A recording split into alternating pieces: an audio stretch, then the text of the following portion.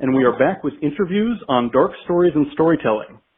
Today I'm here with author Jay Batista, who is going to tell us about a paranormal experience and also talk a little bit about his award-winning Forerunner series.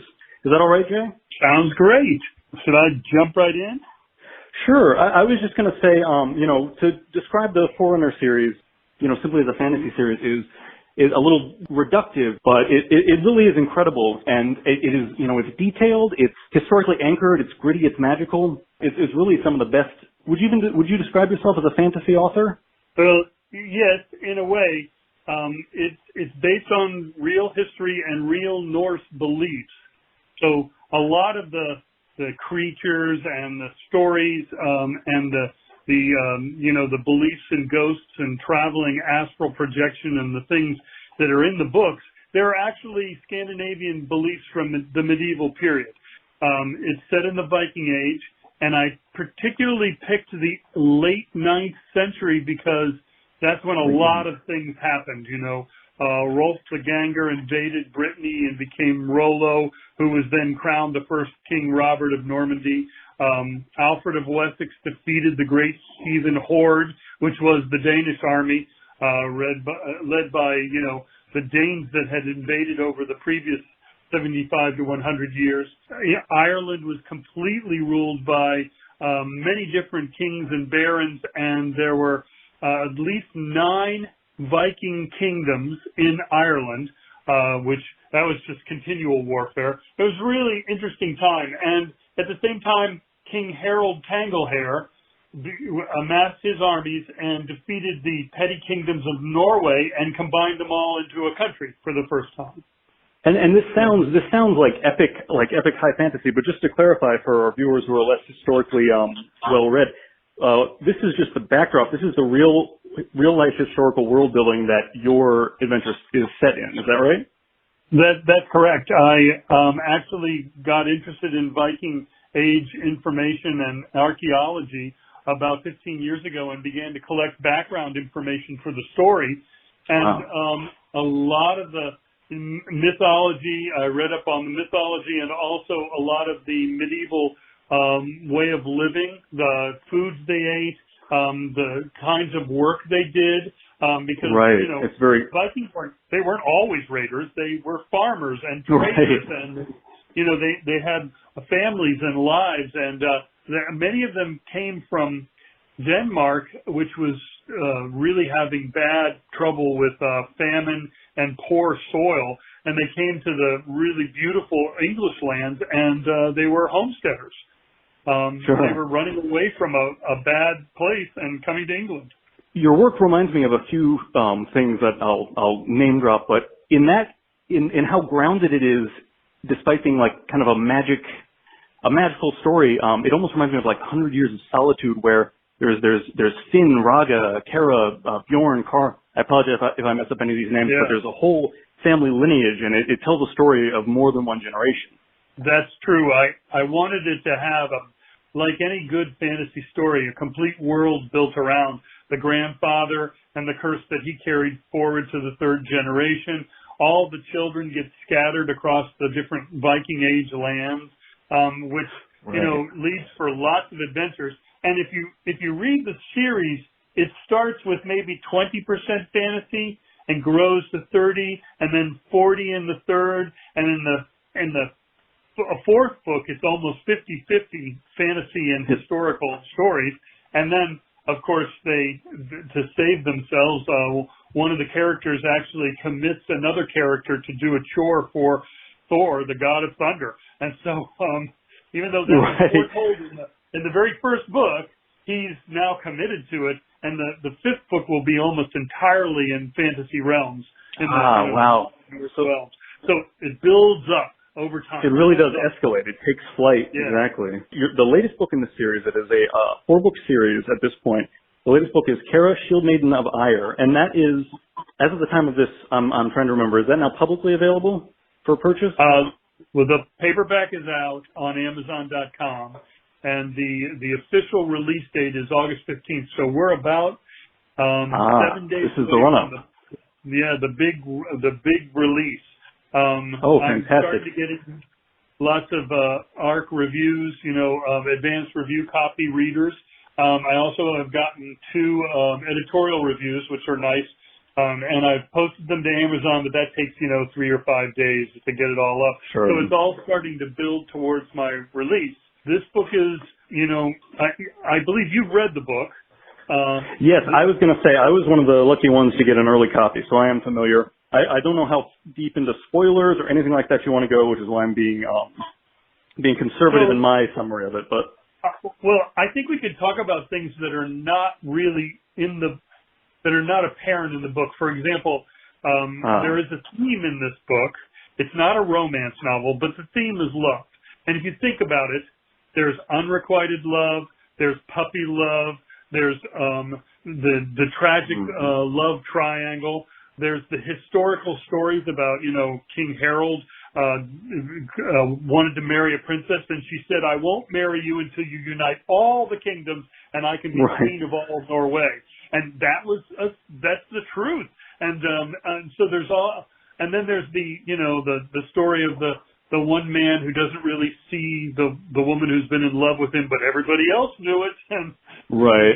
And I didn't even think of it that way, but you're absolutely right in terms of the craftsmanship. And if I can just writer to writer, I really struggle with writing romances. I struggle to even put myself out there, and really, especially like you say, with like love triangles or like it's unrequited or other people realize, I really have trouble simulating that, and it really it does add it adds a lot of fascinating content. So I mean, I admired that.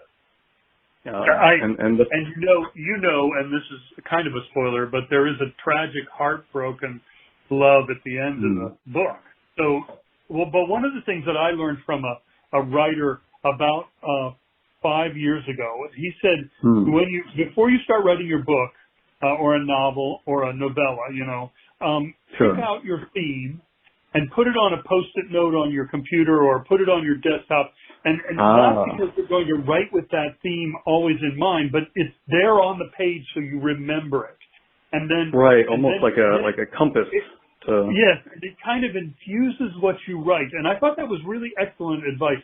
So the first novel I wrote was it was a coming of age story, and so everything in the book was heading towards the young man finding himself, finding his courage, and coming of age.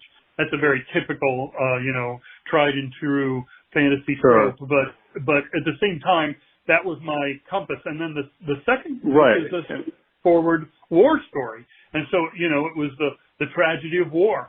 So I really kept that in mind, and I did all the war, all the practicing and all the boring bits, and then the huge battle. And just to situate our listeners, we've discussed now, this is the first book is Thorfinn and the Witch's Curse, and we're now talking about the Vardager boy. Is that right? Yeah, that's correct. So there was this great Scandinavian belief, and this is actually what got me started on this whole thing. I was reading an article about strange ghosts from around the world, and the Scandinavians in the 8th through the 11th century believed in this thing called a Vardager. They also called it a fire fjord. And what this was kind of like a deja vu in reverse. Your soul would get separated from your body, and it would precede you into places, and people would smell you, they'd hear you, they'd see chairs move, and then 5 minutes later, 10 minutes later, you walk in. It was pre-haunting the room where you were. And this is what happens to the youngest boy, Thorfinn. He becomes that preceding ghost. And then, of course, I explain how it happens, and how it happens. And he basically has the ability, when his body falls asleep, to leave it and travel the astral plane, which the Norse people believed in that as well. You could travel from Midgard to Asgard or Vanheim or Jotunheim and these other places of existence. You could go to these realms in your soul form. They called it actually a lich and a hug, and your hug could be separated and travel to these places, and that was part of their belief structure. And That's why And I didn't realize that either. That's the source of Lich, a lot of fantasy. It was literally the shell without the astral component at Thor. Exactly. That's where Dungeons and Dragons got the idea. Right. Wow. And that was a core belief of their religion. And it was very. This is all the stuff that I kind of studied, and that was the initial idea of the whole series was, well, how could this happen to someone? How could someone be a Bardiger? How could it really happen? And then, well, what would it be like to live like that? And how would you survive? And what would it mean? And that's why, as the story goes, Thorfinn grows in his powers. He learns a lot of things. He fights and saves his brothers and sisters. And, it gives us a whole new way of looking at it, but it's woven in with the history and the real world stuff going on, the politics. Right. And I will, it really is fantastic stuff, and I am going to go ahead and include links so that all listeners can check this out for themselves. But I do want to ask you about this paranormal experience as well. So as we've traveled, our families traveled around the globe, we've stayed at places like a Scottish castle, or a Victorian hotel on the Isle of Wight, really on the sea in Ventnor. And, you hear that, well, this is a haunted place that's been around for 170 years, and you'll see a white woman in this hall, or you'll see a ghost of someone from the 13th century. And that never really meant anything to us. About 1 year after Hurricane Katrina hit New Orleans, I had a saleswoman who reported to me, and she had bought a house down in New Orleans, and I was going to stop by and see her as I was coming back from some meetings and see her office and take her out to dinner and thank her for a good job that year. And I said, why don't you get me a nice, bed and breakfast? I don't want to, she was living in the French Quarter, and I didn't want to stay in another Marriott or Hilton, I wanted to find an off-site little place. So she found this place. It was called I think the Cornstalk or the Corn Silk Bed and Breakfast. It was in the French Quarter. Very lovely, 1850s style, with wrought iron on it, on the fence outside. And, you went in and everything was let's call it an antique. The floors were a little decrepit. The rugs were a little worn down. Kind of frozen in time. Yes, and the lights were dimmer. It wasn't brightly lit. It wasn't, a big hotel. And we went out for dinner. We came back and checked in, and I got a room. It was kind of a high ceiling, 14 feet high, and there was a 4-poster bed, and I didn't think anything of it. I put my bag down and I left. We went out to dinner. I came back later that evening, and after a nice meal, I laid down and fell asleep, and I woke up just a few hours later, and it was clearly after midnight, and I realized that the floor had, it had kind of gone concave, and under the door, at the door to the outside, which was just a wooden door, I didn't realize that there was a gap of about 4 inches under it. And I saw something skitter and move under it. Well, then I kind of sat up. And I thought, well, what's going on here? And I had that. And just to help me imagine, skitter like down the hallway from beyond the door, or from under the door, crossing rooms? Like under the door. Under the door. And I didn't know whether it came in or went out, and suddenly you're awake. And as I sat there, I felt the hairs on the back of my neck, raise, and I thought, this is really creepy. I'm being watched. And I was very uncomfortable. I felt chilly, so I wrapped up in the blankets, and you can imagine sitting in this old creaky building. It's late at night. The hall was darkened, and I didn't see any shapes, but I just was kind of cringing for a period of time, and then I slowly laid down, went back to sleep. Well, next morning I asked what's going on, and that's when they told me, well, the house is haunted. There are ghosts, and they've had poltergeists there. And I wish they had told me that the night before. Right. But I spent probably a half hour wrapped up in the blankets. And that was the only time I've ever been, alone in a room and actually scaring myself, and believing that, I wasn't alone. Yeah. What, did they give you any useful information on like what kind of, you mentioned poltergeist, but any names or? They didn't. It was, so the bed and breakfast was owned by someone who had bought it only a few years before. And prior to them, they didn't get a lot of that lore. There was one of those, plaques that described the history of the house and the first owners. It's a historical site, right? Yeah, but nothing untoward in it. There was nothing that said, "Oh yeah, there was a murder in this house." Nothing like that. That's interesting. But it was a 200 and some year old home. In a previous interview, actually, someone told a very similar story where the property was unremarkable as far as the records went back about a century.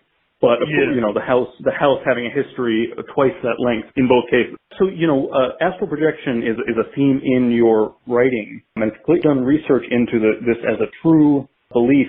As much as you feel comfortable, what are your beliefs in terms of true paranormal, or however you would characterize it? This manner of thing, if you could just speak on that.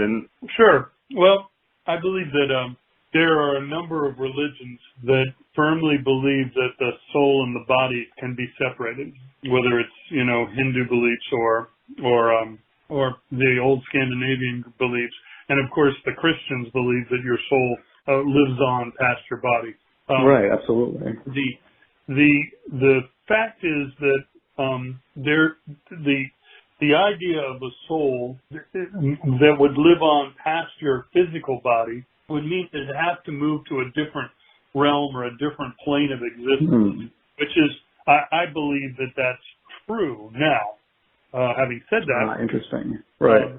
If you're not moving on, if you die in a confused state, or if you're murdered, or if something horrible happens to you, if you're in a confused state and you can't find your way to the next plane or the next place you should be, that's where we get these ghostly phenomena. The source of, right.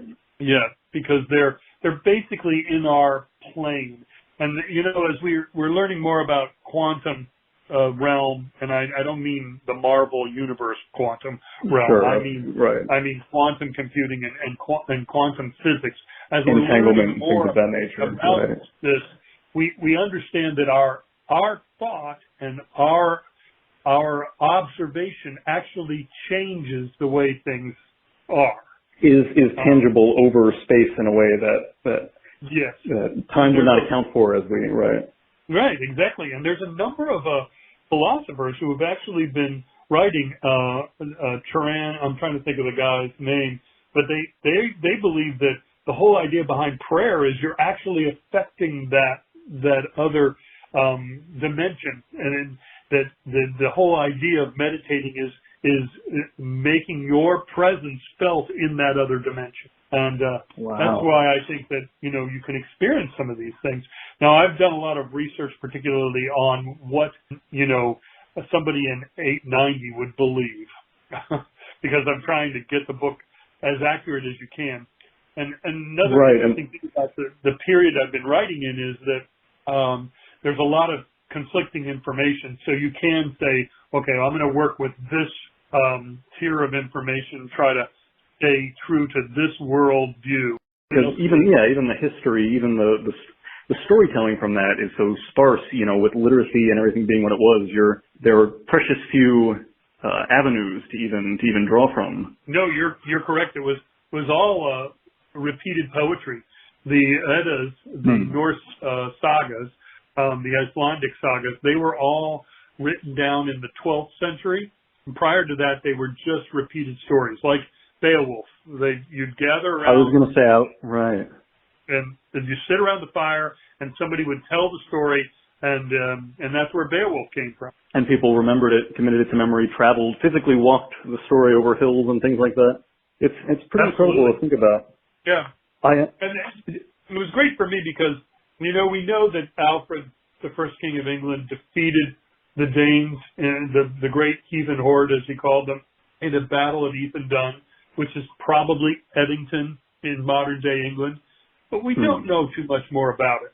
We know rumors that different people were supposed to come and help, and we know that Alfred pulled together the counties of Devon and Somerset, and he was able to put together an army that ultimately defeated the Horde.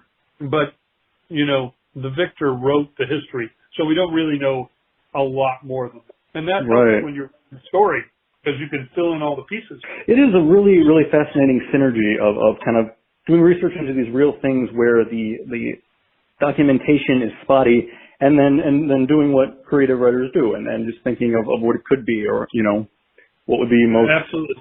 I don't want to keep you too late, but please, this is fascinating. This is one of my best interviews in recent memory. So anything else that you'd like to talk about, I'd love to hear it. Well, I was going to ask you, have you been thinking about what you want to do next? For projects, that's actually very kind of you to ask. No one's asked me that recently. I am finishing up, by the end of this year, I should finish up a kind of cyberpunk style mystery drama, and it's been very challenging for me because I've never structured a mystery before. But I think at the very least it's going to have punchy scenes and be really cool. It has some multimedia elements. I've been doing some illustrations and things like that. I am really excited about it. It's been scary and out of my element, but it's shaping up now as the work winds down. I'm proud of it and excited to show people. I think that's fascinating. I'm encouraging you to do it. I want to also, I still need to finish the series, and I actually have the cover for book 5 and book 6. So I'm ready to finish it up. So you're planning on being a 6-book arc? Yes, Sorry, go ahead. So book 5 will be Marauders in Jotunheim, and book 6 will be Voyage to Cordova. And without any spoilers, I can tell you the theme. The theme of Marauders in Jotunheim is clearly the hero's journey. And that's a very it's a major theme that very central and classic, right? Right. It's a classic theme that's been around. Joseph Campbell wrote about the hero with 1,000 faces, and it's a classic theme and a classic trope. So that'll be book 6, and then book 5. And then book 6 is The Voyage Home. It's Odysseus. It's Ulysses. I'm clearly not going to copy Ulysses, but sure. But the epic journey home that is as incredible and as exhausting as the journey in the first place. Exactly. It's the hero's journey, which you go to the underworld and you come back a changed person, and then the voyage home, which is Odysseus retold, which they've done it so many times. My favorite is "Oh Brother, Where Art Thou" by the Coen Brothers. I am a big fan of that as well. Coen Brothers all the way. That's Ulysses. Absolutely. And I would recommend that if anyone's listening and they've heard that title before, that's a double recommendation from both of us. That is a great one. My favorite line: "She turned me into a horny toad." Do not seek the treasure. Not seek the treasure. But seriously, that's that arc. And then I've got a couple ideas. I have a friend who's a USA Today bestseller, but she writes romance novels, and she told me I should just try my hand at a romance novel because it's a tried and true arc, and there's just millions and millions of readers for them. And you can write sweet romances. Healthy.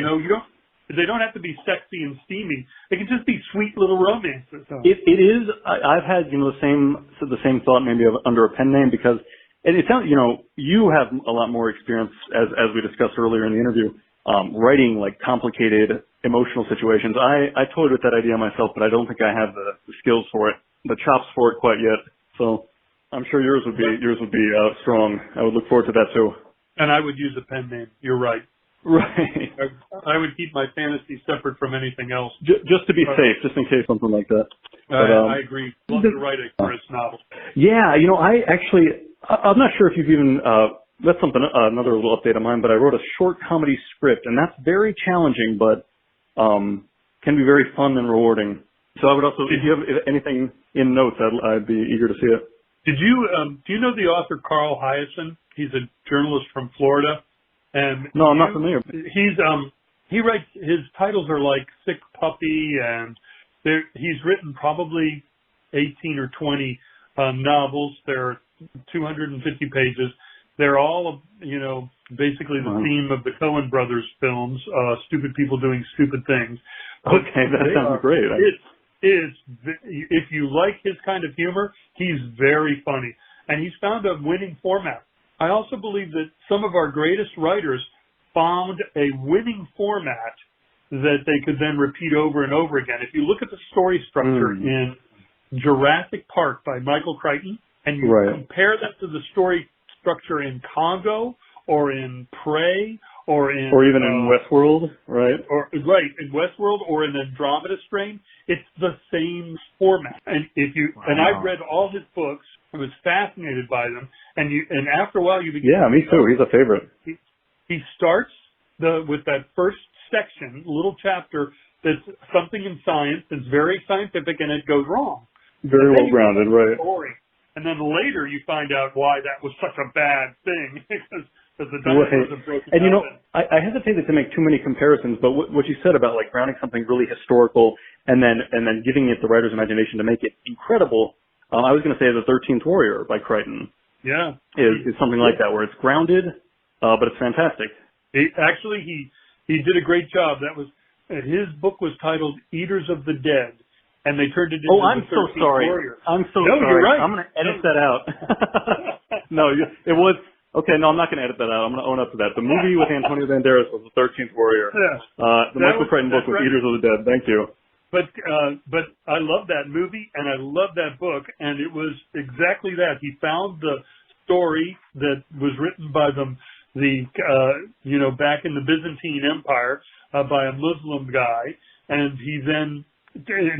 seemed pretty fantastic, but it was only like 20 pages, and he turned that into a great novel and a wonderful story and a great screenplay.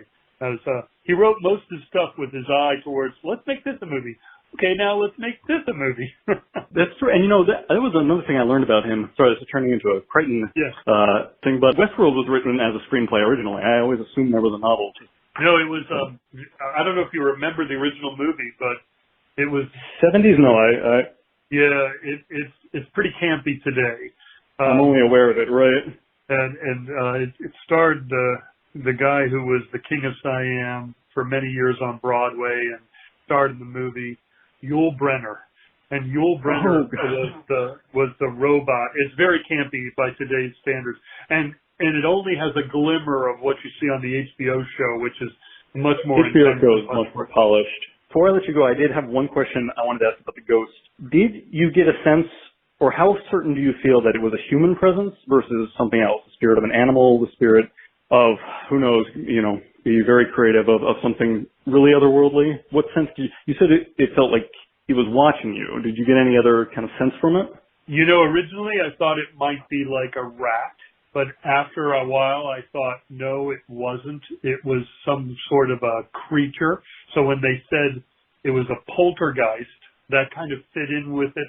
It wasn't like a person. It was a thing. That's true. I think poltergeists are usually described as formless, as kind of like a disturbance area. I picture more like a floating cloud than, although they are often, I think, blamed on people, but just as, I guess, a more general manifestation. I don't know.